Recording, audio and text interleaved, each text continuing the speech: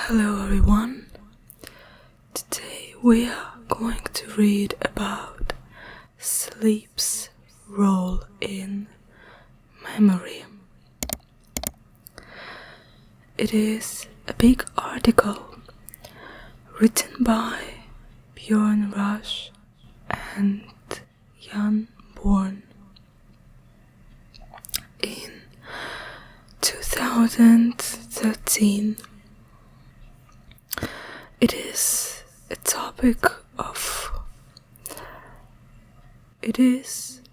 topic related to my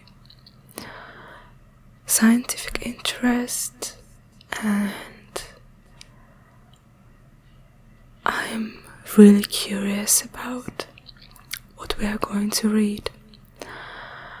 And there is a lot there to read. Around 57 pages. So, without further ado, get yourself comfortable and let's begin. Introduction. The capability to form memory is critical to the strategic adaptation of an organism to changing environmental demands. Observations indicating that sleep benefits memory date back to the beginning of experimental memory research, and since then have been fitted with quite different concepts. This review targeted this field of sleep and memory research, which has experienced a unique renaissance during the last 3 decades. Although we have aimed at comprehensively covering the field, we might have missed out or overlooked some aspects, owing to the vast progress achieved in the last years. Before we begin, we will briefly introduce the core concepts of sleep and memory, respectively. Sleep is defined as a natural and reversible state of reduced responsiveness to external stimuli and relative inactivity, accompanied by a loss of consciousness. Sleep occurs in regular intervals and is homeostatically regulated. A loss or a delay of sleep results in subsequently prolonged sleep. Sleep deprivation and sleep disruptions cause severe cognitive and emotional problems, and animals deprived of sleep for several weeks show temperature and weight dysregulation and ultimately die of infections and tissue lesions.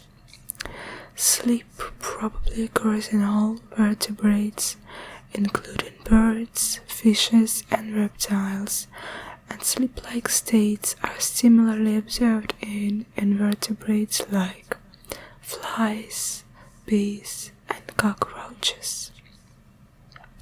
Sleep in mammals consists of 2 core sleep stages: slow wave sleep and rapid eye movement sleep, which alternate in a cyclic manner.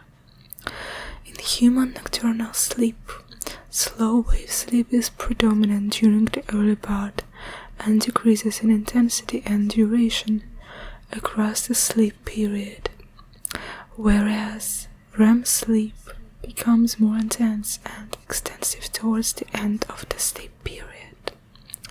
Slow wave sleep is hallmarked by slow high-amplitude EEG oscillations, slow wave activity, whereas REM sleep, also termed paradoxical sleep, is characterized by wake-like fast and low-amplitude oscillatory brain activity. In addition, REM sleep is characterized by phasic REMs, and muscle atonia. Almost 50% of sleep in adult humans is marked by a lighter form of non-REM sleep, stage N2, that is characterized by the occurrence of distinct sleep spindles and K-complexes in the EEG, but minor slow-wave activity. Sleep stage N2 is not discriminated from slow-wave sleep in rodents. Here we also have a little picture,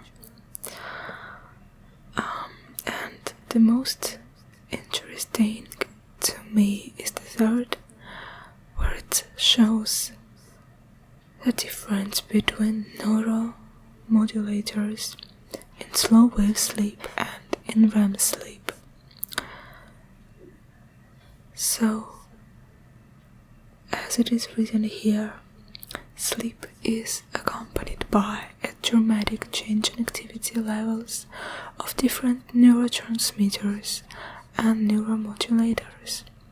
Compared with waking, cholinergic activity reaches a minimum during slow-wave sleep, whereas levels during REM sleep are similar or even higher than those during waking. A similar pattern is observed for the stress hormone cortisol. Aminergic activity is high during waking, intermediate during slow-wave sleep, and minimal during REM sleep. Is sleep essential? From an evolutionary perspective, reduced responsiveness to potentially threatening stimuli during sleep represents a significant danger to survival. The fact that almost all animals sleep strongly argues in favor of an adaptive role of sleep in increasing the overall fitness of an organism, although its exact functions are still a matter of debate. Sleep has been proposed as serving an energy-saving function, the restoration of energy resources and the repairing of cell tissue, thermoregulation, metabolic regulation, and adaptive immune functions. However, these functions could be likewise achieved in a state of quiet wakefulness and would not explain the loss of consciousness and responsiveness to external threats during sleep. These prominent features of sleep strongly speak for the notion that sleep is mainly for the brain. Here, different functions have been proposed, ranging from detoxification of the brain from free radicals, glycogen replacement, to an involvement of sleep in memory and synaptic plasticity. In this review, we will discuss the latter function, which is the critical role sleep serves in the formation of memory. To form and retrieve memories is a fundamental ability of any living organism, enabling it to adapt its behavior to the demands of an ever-changing environment and allowing it to appropriately select and improve the behaviors of a given repertoire. Memory functions comprise three major sub-processes: encoding, consolidation, and retrieval. During encoding, the perception of a stimulus results in the formation of a new memory trace, which is initially highly susceptible to disturbing influences and decay, which is forgetting. During consolidation, the labile memory trace is gradually stabilized, possibly involving multiple waves of short and long-term consolidation processes. which serve to strengthen and integrate the memory into pre-existing knowledge networks. During retrieval, the stored memory is assessed and recalled. This review discusses sleep's critical role in the consolidation of memory. We assume that whereas the waking brain is optimized for the acute processing of external stimuli that involves the encoding of new information and memory retrieval, the sleeping brain provides optimal conditions for consolidation processes that integrate newly encoded memory into a long-term store. Encoding and consolidation might be mutually exclusive processes inasmuch they draw on overlapping neuronal resources. Thus, sleep as a state of greatly reduced external information processing represents an optimal time window for consolidated memories. The so-called consolidation account of memory processing was first proposed by Müller and Pilzecker,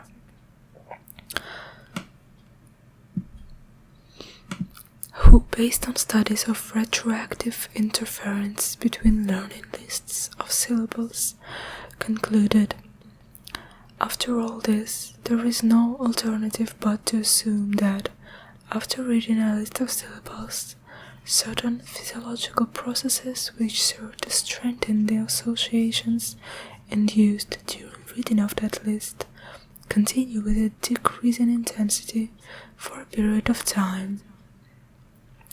The consolidation hypothesis is now widely accepted based on numerous studies showing that psychological, pharmacological, and electrophysiological manipulations, such as interference learning, the administration of norepinephrine and protein synthesis inhibitors, or electroconvulsive shocks, can effectively impair or enhance memory when administered after encoding.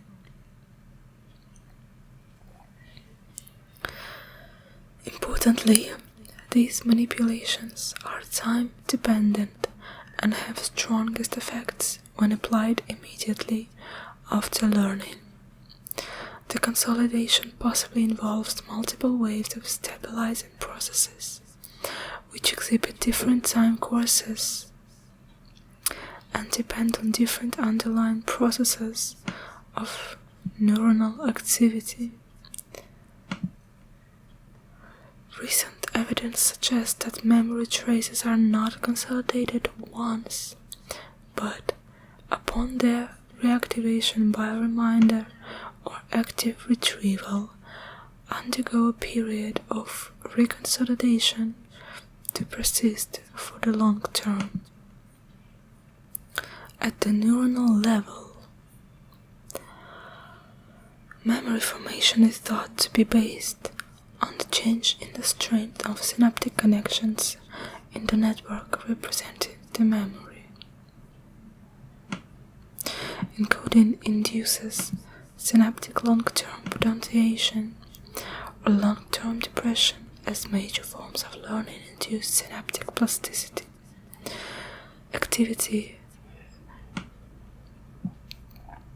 revertebrating in the neuronal representation following encoding is thought to promote two kinds of consolidation processes termed synaptic consolidation and systems consolidation.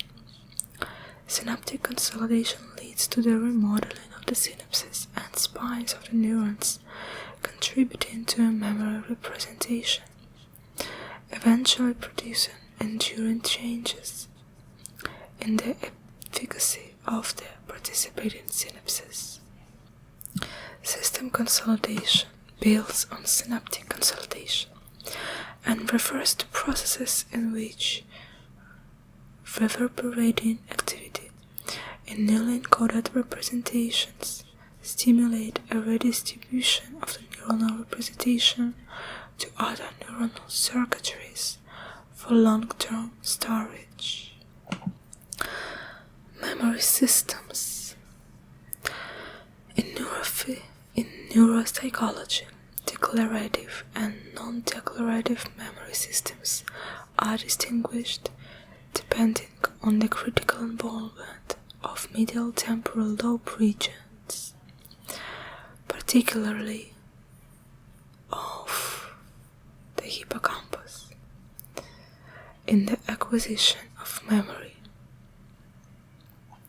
Declarative memory encompasses episodic memories for events that are embedded in a spatio-temporal context, including autobiographical memories and semantic memories for facts that are stored independently of contextual knowledge. Declarative memories can be encoded intentionally or unintentionally, but are typically explicitly, with awareness accessible by active recall attempts. Episodic memories are learned very quickly in one trial, but are also subject to fast forgetting. Semantic memories can be regarded as a result of the repeated encoding or activation of overlapping episodic memories. Integrity of hippocampal circuitry is a prerequisite for retaining an episode, as well as spatial and temporal context information in memory for more than 15 minutes. In contrast to declarative memories, non-declarative memories can be acquired without involvement of medial temporal lobe structures. Non-declarative memory encompasses quite different memory systems that rely on different areas on the brain. It includes procedural memories for motor skills, motor areas, striatum, cerebellum, and perceptual skills, sensory cortices, certain forms of conditioning and implicit learning, etc. Non-declarative memories can be implicitly, without awareness, acquired and recalled, and learning is slow, usually requiring multiple training trials. It is of note that experimentally disentangling non-declarative from declarative memory processing is often complicated by the fact that these memory systems interact during acquisition of new knowledge in the healthy brain. Thus, acquisition of skills like language learning and finger sequence tapping, especially at the initial stages, incorporates declarative in addition to procedural components. The standard two-stage memory system. Why does the consolidation of memory have to take place during sleep? The hypothesis that sleep serves memory consolidation is conceptually rooted in the standard two-stage memory system, which is currently the most influential model of human memory and has been developed as a solution to several key problems arising from simple associative network models of memory.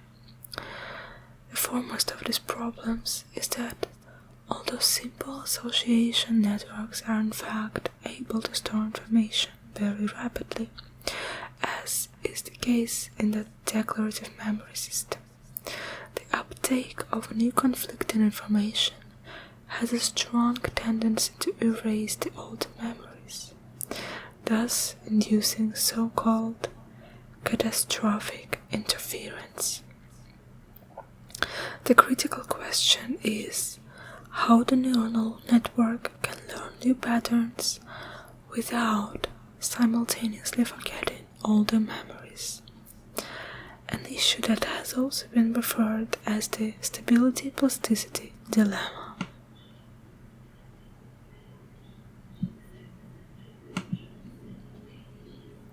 In addition, unstructured recurrent networks have been demonstrated to face essential capacity constraints. The two-stage memory formation mechanism was first proposed by Marr, offers a solution to these problems. It assumes that memories are initially encoded into a fast-learning store, the hippocampus, in the declarative memory system, and then gradually transferred to a slow-learning store for long-term storage, the neocortex. The fast-learning store ensures quick and efficient encoding of memories, even in one attempt, one trial learning. Yet, these representations are unstable and vulnerable to retroactive interference by newly encoded information. Over time, the information is gradually integrated in the slowly learning long-term store without overwriting older, more remote memories.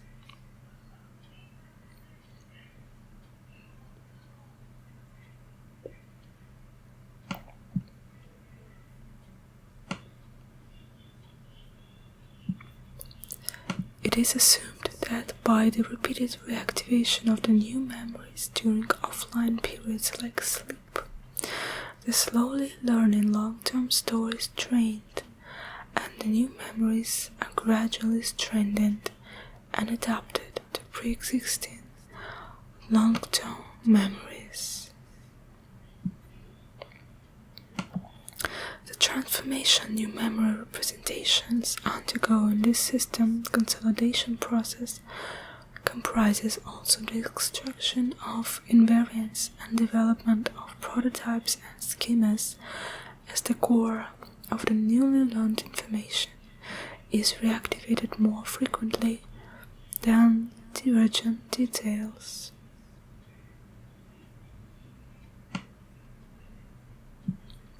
For the declarative memory system, the two-stage model has received strong support from lesion studies, indicating that lesions of the hippocampus abolish the ability to acquire new declarative memory and simultaneously produce a temporally retrograde amnesia, where older memories remain intact. The time interval for a memory to reach a state of hippocampus-independent retrieval can vary from 1 day to several months or years, depending on the acquired information and the schemas pre-existing in long-term memory.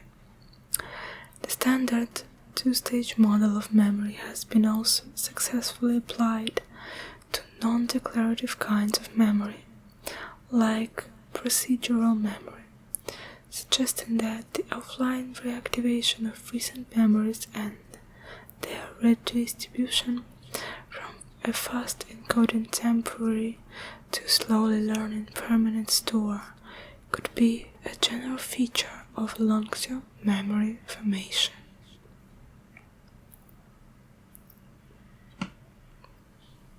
Chapter 2.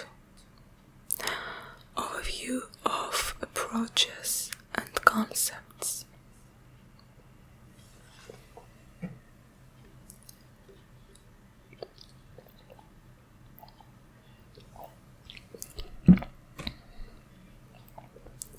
In this section, we review evidence from behavioral studies in support of the notion that sleep benefits memory consolidation.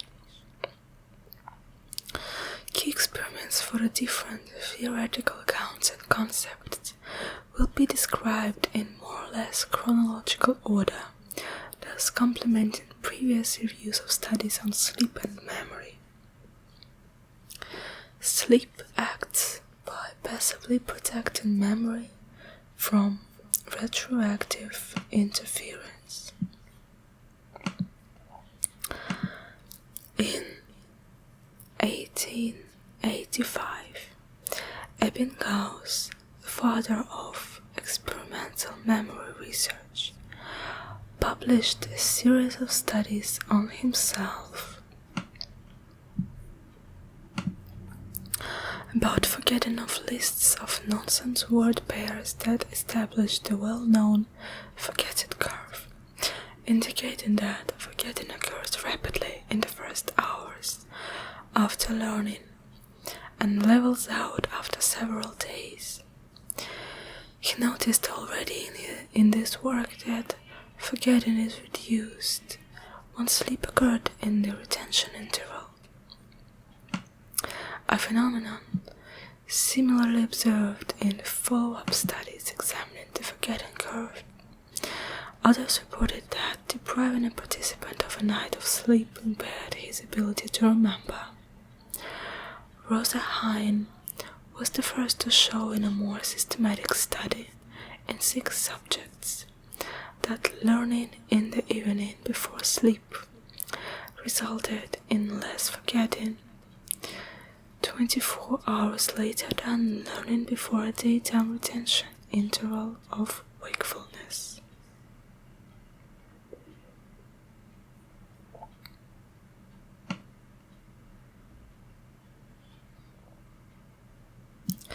This work provided the first clues as to the importance of sleep for memory.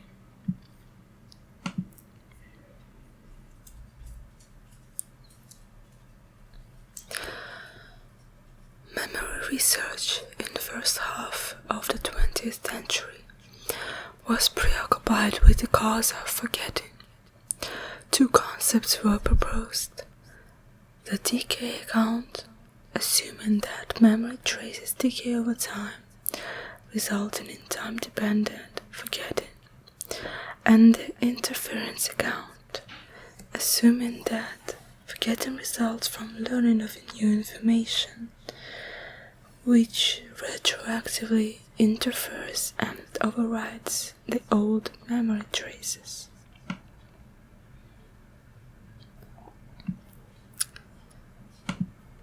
In a classic study, Jenkins and Dallenbach compared in 2 participants which were repeatedly examined every day and night over a period of almost 2 months, the retention of nonsense syllables across 1, 2, 4, and 8-hour retention periods that were filled either with sleep or wakefulness. Sleep after learning reduced the amount of forgetting because the time retention interval was identical for the sleep and awake conditions. The authors concluded that results of our study as a whole indicate that forgetting is not so much a matter of the decay of old impressions and associations as it is a matter of interference, inhibition, or obliteration of the old by the new. Because sleep represents a time in which new encoding of external and perhaps also internal information is strongly reduced, the reduction of interference by sleep appears to be crucial. However, the findings by Jenkins and Dallenbach also pose a challenge to the interference theory, because learning of highly similar material did not occur during the weekend periods in these studies. Interference is considered to depend on the similarity between learning and interference materials with stronger interference for highly similar tasks. Regardless of this issue, the findings were interpreted as evidence that any waking mental activity increases forgetting by a kind of non-specific interference. Many studies subsequently confirmed the positive effect of sleep on memory,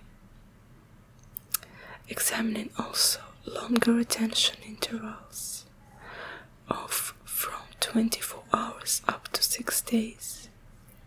The underlying concept was that sleep acts as a temporary shelter that simply postpones the effect of interference and thereby passively maintains the memory traces.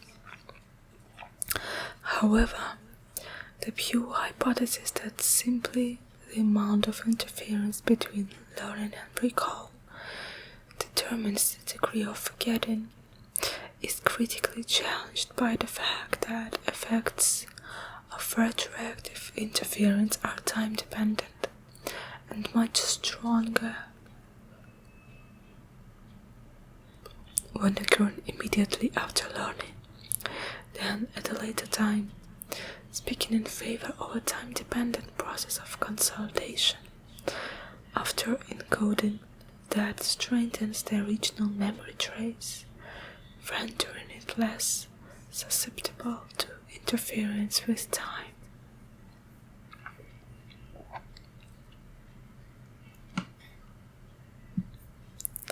A time dependency of the effects of sleep on memory formation is indicated by studies showing stronger effects of sleep occurring shortly after learning than for sleep at a later time. For example, sleep occurring within 3 hours after learning vocabulary was more beneficial than sleep delayed by more than 10 hours.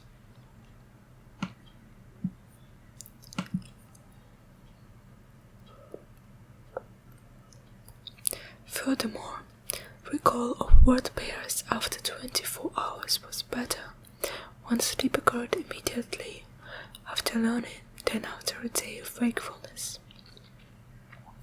Importantly, because the time between learning and retrieval as well as the time spent sleeping was identical for the immediate versus delayed sleep conditions of these studies, the findings cannot be explained by interference reduction per se, but stress the importance of the timing of reduced interference with reference to the learning period.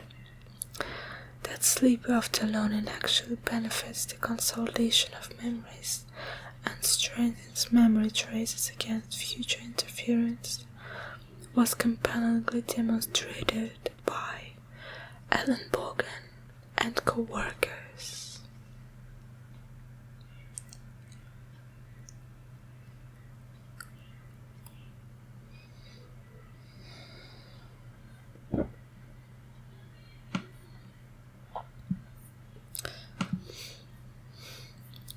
In 2 studies, they revealed that the enhancing effect on word recall of sleep compared with wakefulness was strongly enhanced when the subject had learned an interference list shortly before final recall testing. Further studies confirmed that a 90-minute sleep period as well as 60-minute naps, both containing mainly slow wave sleep, likewise protect memory against future interference.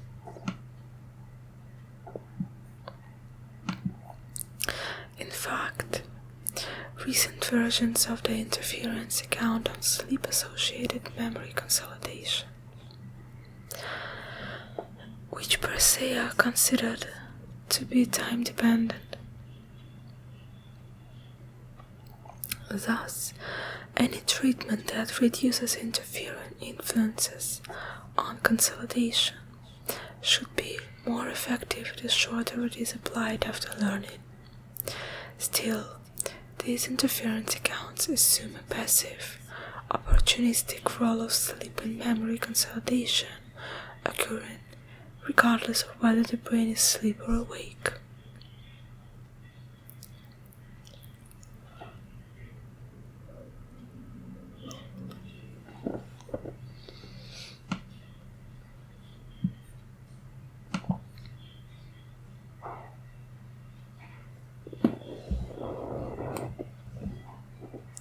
Yet, with the assumption that sleep generally reduces interference from encoding of external events, this theorizing is challenged by a great body of studies, indicating a dependence of consolidation on the composition of sleep, with differential outcomes for sleep reach of REM sleep or slow wave sleep, thus explaining the improving effect of sleep on memory retention solely on the basis of reduced interference appears to be untenable unless sleep stages are thought to differ in the degree of interference. For example, owing to associated dreaming.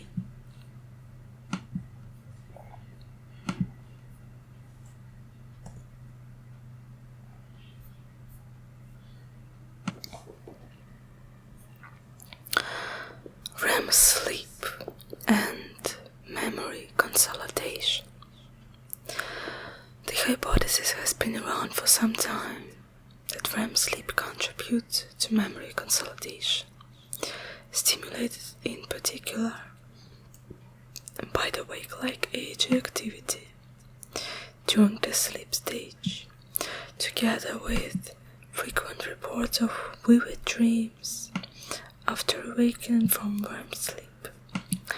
Very consistent evidence for a role of REM sleep for memory was provided by studies in animals, with the use of a variety of tasks including classic, aversive and appetitive conditioning procedures. A large number of studies in rats, mice and cats. Rats living in enriched compared with impoverished environments likewise enhanced REM sleep, increasing REM pharmacologically by administration of carbachol into the pontine reticular formation and of corticotropin-like intermediate low peptide, as well as a REM sleep rebound after prior REM deprivation. All improved memory for Y-maze discrimination task when applied after learning of the task. Deprivation of REM sleep, mostly without simultaneous sleep recording, appeared to primarily impair memory formation on complex tasks, like two-way shuttle box, avoidance, and complex mazes, which encompasses a change in animal regular repertoire.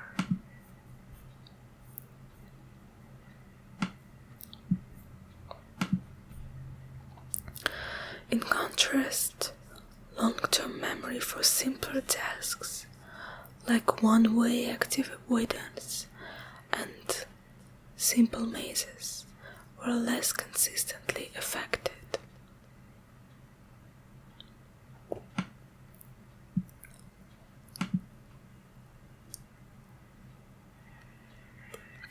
REM sleep increases were mostly observed in the first hours after learning, partly reflecting the fact that recording was limited to these hours. With prolonged recording sessions, elevated periods of REM sleep occurred up to 4-6 days after learning, sometimes following a cyclic pattern. Here, REM sleep increases were typically most prominent during specific time periods and dependent on the task. In the Morris Water Maze task, it started more than 2 hours after learning and persisted for 22 hours. In several other avoidance tasks, REM sleep increases were less persistent, emerged later, and sometimes re-emerged from 17 to 20 hours post-learning. In appetitive learning tasks, REM sleep increases started after 4 hours and persisted for 12 hours. The increases in REM sleep during the specific time periods predicted later memory recall and reliably separated between learners and non-learners. Learning in these studies induced distinct and prolonged waves of REM, increased possibility involved in memory formation.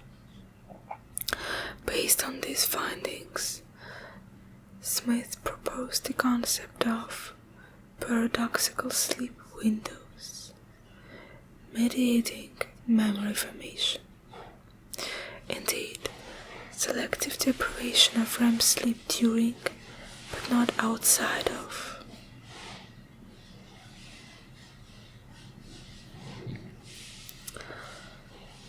identified PSW's impaired memory or paradoxical sleep windows.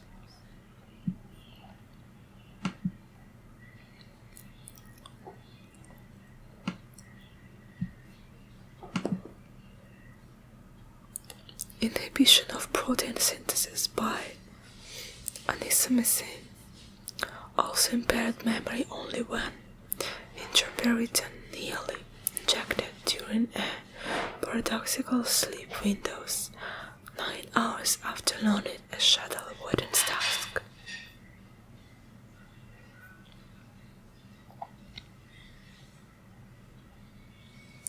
Similar results were obtained when blocking muscarinic cholinergic receptors during a paradoxical sleep windows by scopolamine, pointing to a crucial involvement of protein synthesis, as well as cholinergic activation in paradoxical sleep windows associated memory processes. Interestingly, blocking off NMDA receptors was most effective in impairing memory consolidation when administered after a paradoxical sleep window, suggesting that PSW-associated memory processing induces subsequent NMDA-dependent plasticity.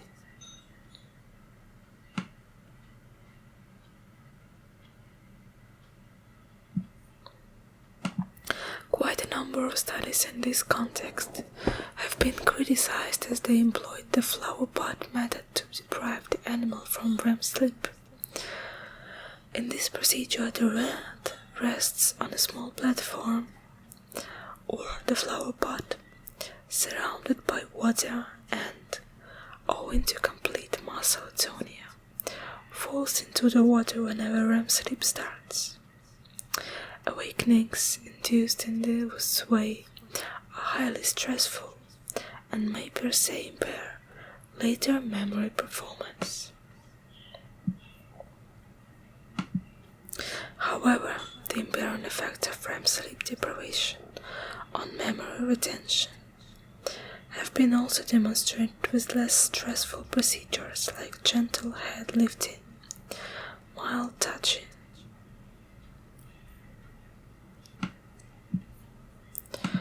or after pharmacological REM suppression.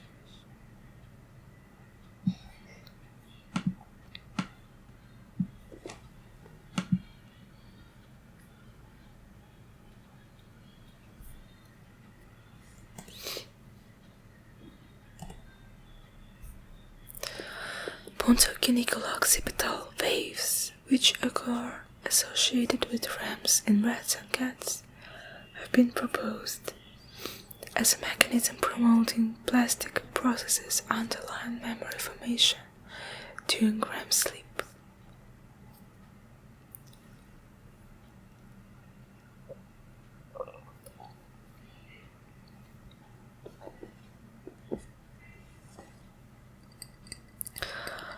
Focus on REM sleep as the sleep stage that supports memory has also been criticized by several studies revealing concomitant or even selective increases in non-REM sleep after the animal's exposure to enriched environments or other learning procedures.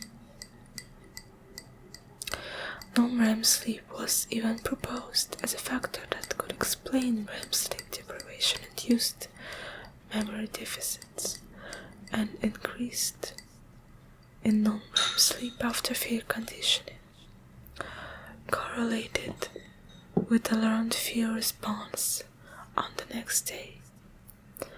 In addition, in some cases, learning decreased subsequent REM sleep.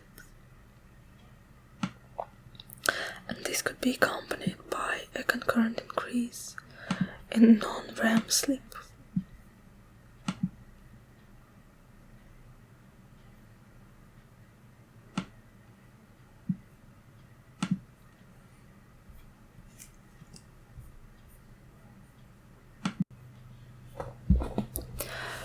Compared with the findings in rats, evidence for a role of REM sleep in memory processing in humans is surprisingly inconsistent. Most studies fail to find effects of selective REM sleep deprivation on the retention of declarative memories when simple verbal materials, word lists, word pairs, etc. were used. Only with more complex declarative materials, meaningless sentences, stories, etc., did REM sleep deprivation impair declarative memory in some studies. In narcoleptics, isolated periods of REM sleep facilitated memory for complex associative information, compared with periods of non-REM sleep or wakefulness. And the learning a topographical map increased subsequent REM sleep in healthy participants. Furthermore, changes in REM sleep patterns were found during intensive study periods. Student exams, for example. More consistent evidence for an involvement of REM sleep was obtained for tasks with a strong procedural memory component, like learning a foreign language or Morse A code. Increases in REM sleep were observed, for example, during training of unfamiliar patterns in motor coordination, like trampolining, and adaptation to distort vision by a set of lenses. REM sleep increased also in infants who learned a head-turning response, in contrast to infants who did not learn it. In a motor finger sequence tap and task, the amount of REM sleep after learning predicted sleep-dependent improvement in this task. Although less clear than in rats, some evidence in humans has also been provided for a REM sleep window of task-specific memory processing. Memory for the procedural Tower of Hanoi task was revealed to be most strongly correlated with increases in REM in eye movements in the second REM episode of post-learning sleep, whereas the improvement in the mirror tracing task correlated with the number of REMs in the first REM sleep period. Good learners with higher IQ showed greater increases in REM sleep.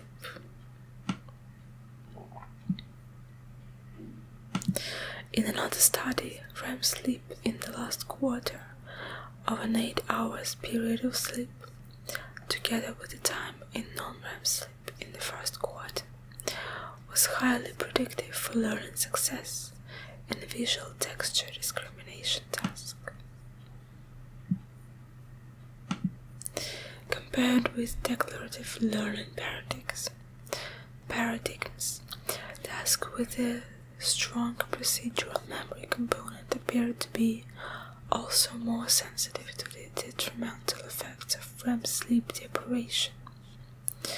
Carney et al.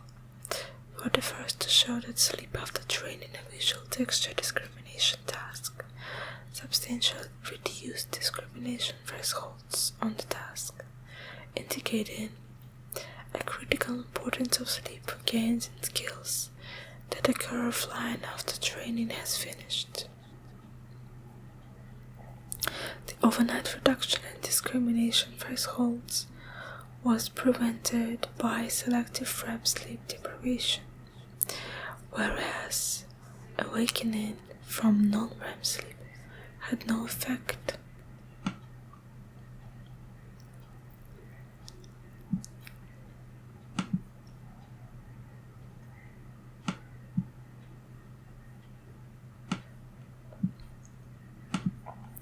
Comparing to the effects of REM sleep,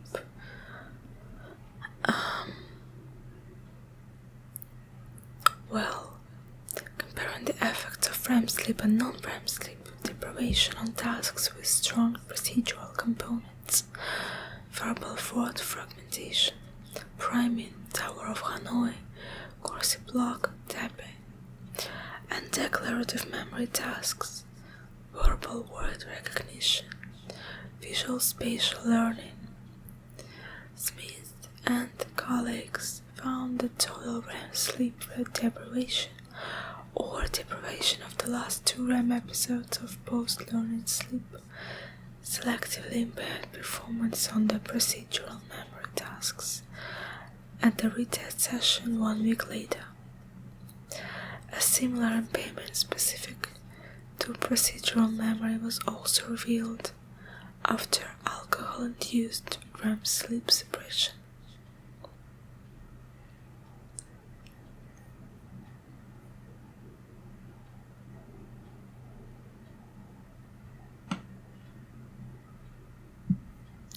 Based on these findings, Smith suggested that in humans REM sleep is involved in the processing of procedural memory, whereas REM sleep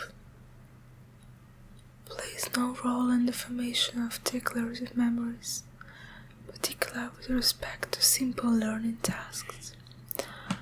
However, REM sleep deprivation experiments in humans, like in animals, have been criticized due to possible confounding effects of stress on memory formation.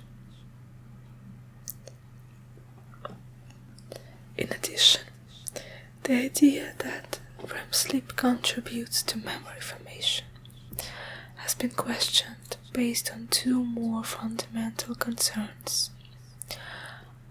One was that the large differences in time spent in REM sleep between species. For example, ferrets spend more than 6 hours per day in REM sleep, whereas humans only 2 hours, do not translate into any obvious and systematic differences in capabilities to form memories. However, comparisons between species in learning capabilities are per se rather difficult and inconclusive. The second more critical concern is that even the complete absence of any REM sleep, for example, during treatment with antidepressants, does does not lead to any obvious impairment of memory formation.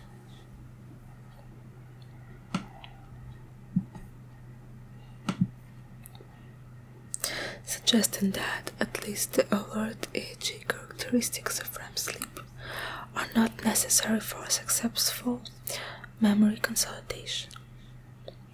On the other hand, the increase in serotonin and catecholamine levels induced by antidepressant intake might compensate for the memory impairing effects of sleep suppression, as these neurotransmitters have been implicated in memory consolidation processes.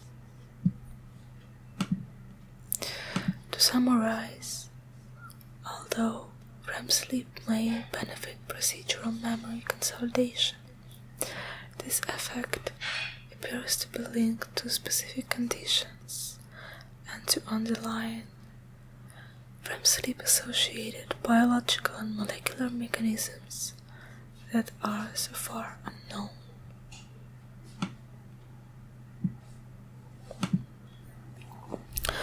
Well, I want to stop here for now. We have discovered what is sleep, what is memory, and the possible connection between rapid eye movement sleep and memory processes.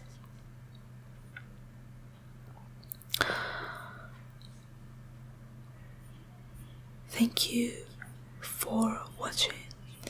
Please give this video a like and subscribe if you enjoyed, and if you want to watch more videos like that.